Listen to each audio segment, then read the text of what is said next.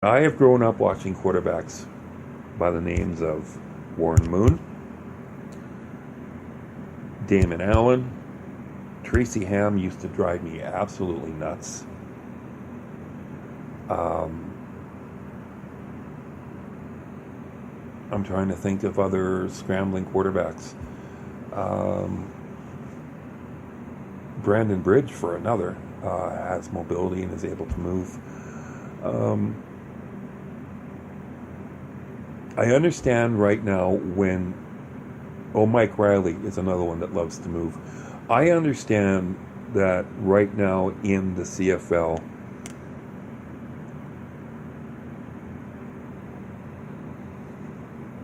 a lot of the big name quarterbacks are pocket passers. You have Kevin Glenn, you have Bo Levi Mitchell, Ricky Ray is probably the prototypical pocket passer, ball out in under 4 seconds. Um,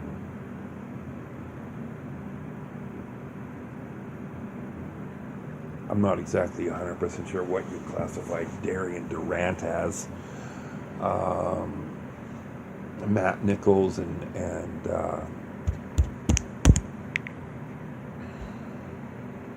he's totally left me. BC's quarterback.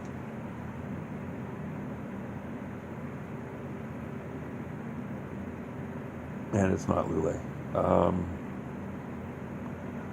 They will run when the opportunity presents itself, um, and when they have no other options, you know.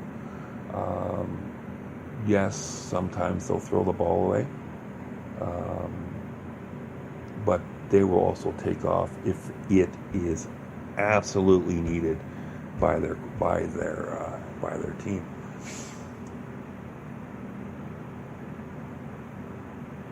But in Bo Levi's own words, he is not a running quarterback. He gets paid to throw the ball. He gets paid to use his arm. It has also been documented that Bo Levi Mitchell has a non-throwing shoulder injury. He cannot hurt it any worse than it already is.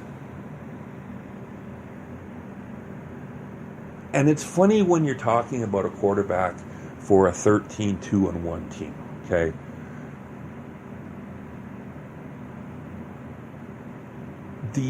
This team is not 13-2-1 because of the offense. This team is 13-2-1 because of a smothering defensive line, an extremely mobile linebacking core, and great cover, a great covering secondary. Jerome Messam has been hit and miss this year. Last night it appeared, based on what had happened the first two games against Saskatchewan, Chris Jones' plan was very much this. We are going to stuff Messam. We are not going to allow him to beat us because we don't think Bo Levi Mitchell and the group of receivers that were playing last night can beat us either. So if we stuff Messam, our secondary will take care of the receivers. And you know what? They sure did. It was a perfect game plan. Absolutely perfect. Messam got off two good runs to start the game, but after that, he was absolutely invisible. I have to tip my hat to Saskatchewan. Excuse me while I choke that down.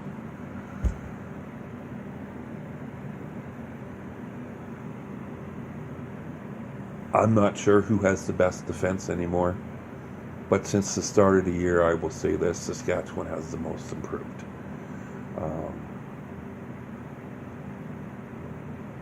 Calgary's defense is still amazing.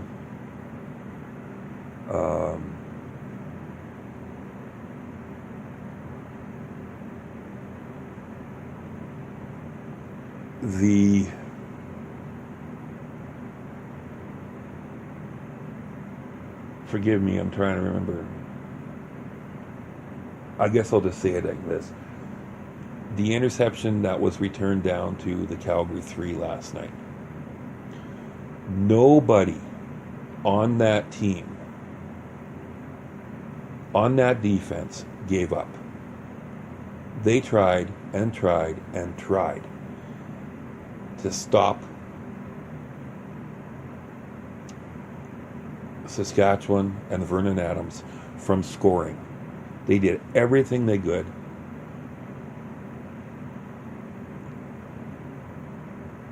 It was not until the third down until Vernon Adams finally scored, and he barely got over the goal line.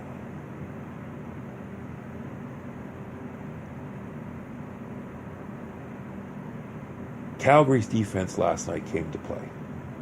You could see it.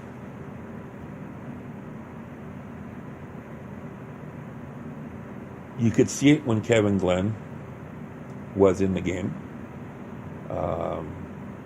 2 drives, 2 sacks. They were coming.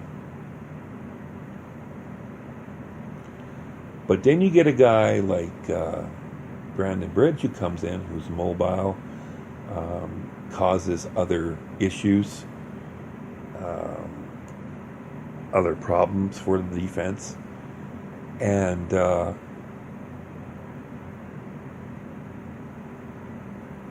front 4 for the Stamps just didn't seem as aggressive. They were very much in contain mode as opposed to being aggressive once Bridge came in, trying to keep Bridge in the pocket, trying to keep inside leverage on Brandon Bridge. Definitely, they did. He's not a guy you want to let get outside. Okay, he's not a guy that if he's scrambling, that's when he's the most dangerous, because he can take off, he can throw the ball, he can throw the ball back across his body. He's absolutely amazing. He's got a strong enough arm to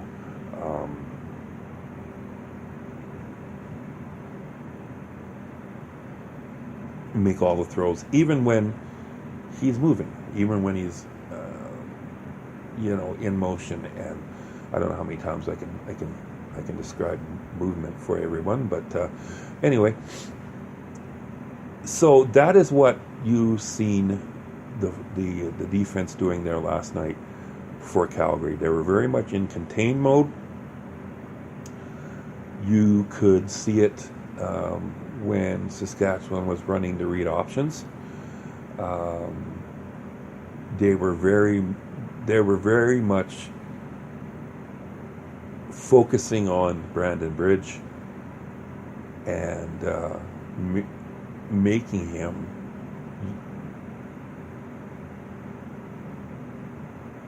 I'm sorry, I'm a little distracted at the moment. Mike Smith just took a ringing puck off the head in the Calgary game, and Minnesota poked it in the net, but it was well after Smith's mask came off. It's still scoreless in Calgary. 17:45 gone left in the second period. Now going back to Brandon Bridge, I'm impressed. I am very impressed with Saskatchewan.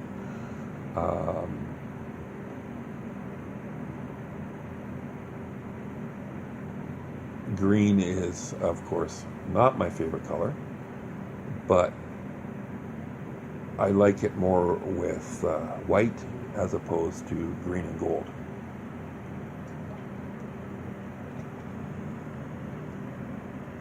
Another thing you will learn about me is I hate anything that comes from the city of Edmonton.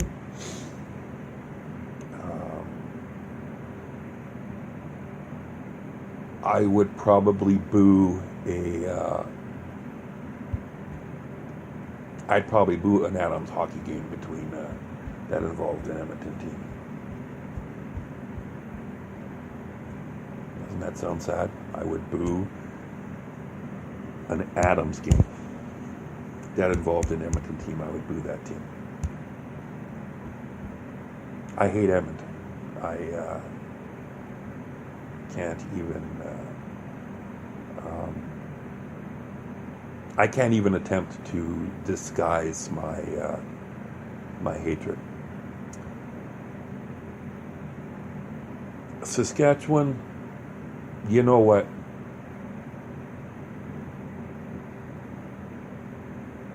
Their fans are the most passionate fans probably of any professional sports team in North America, not just Canada. You know, Green Bay has a great fan base, a great following all across the United States.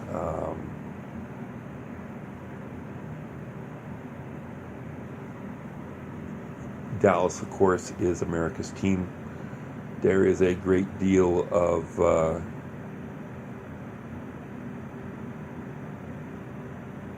emotion when you mention the New England Patriots. But I don't think any team in North America is supported like the Saskatchewan Roughriders. Number one, they are still a community-owned team. Okay? They have tremendous support from the province of Saskatchewan, not just the city of Regina where they play. They have just built probably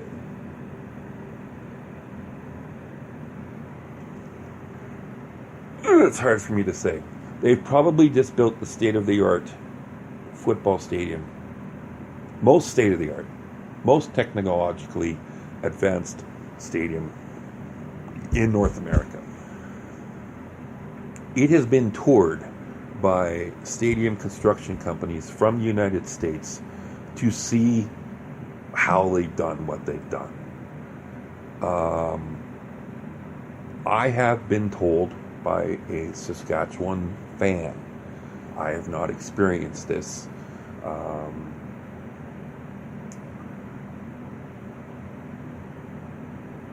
I'm trying to remember how he put it,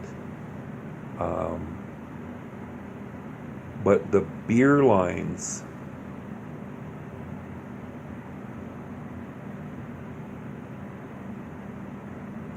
are chilled all the way from the keg to the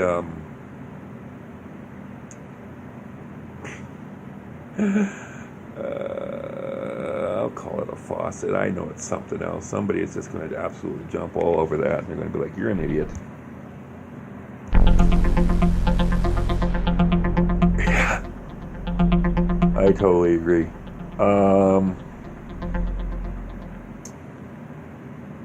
The word has left. The tap.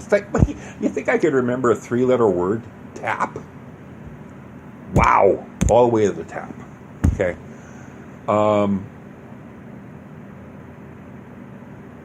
There is another city currently right now that is in desperate, and I mean desperate. Like, it's not even funny how much they need a new stadium.